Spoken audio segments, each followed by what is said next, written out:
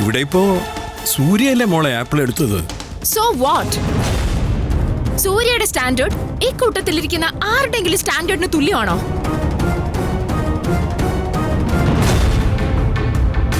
Uncle, now സൂര്യ ഒരു വേലക്കാരിയുടെ ഭർത്താവാ.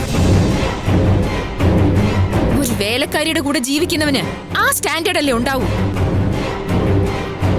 അത്തരം standard ഉള്ള ഒരാളോട് കോംപ്രമൈസ് ചെയ്യാൻ എനിക്ക് പറ്റില്ല എന്നാ ഞാൻ പറഞ്ഞത്.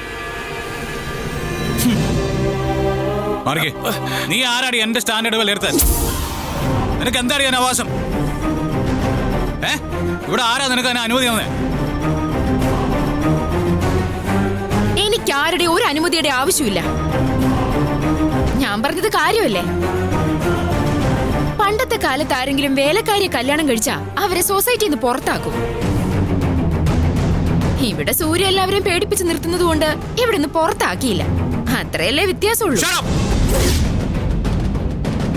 എന്റെ വീടിനകത്ത് കയറി വന്നിട്ട് എന്തും പറയാനുള്ള സ്വാതന്ത്ര്യം ഉണ്ടെന്നാണ് നീ കരുതിയത്?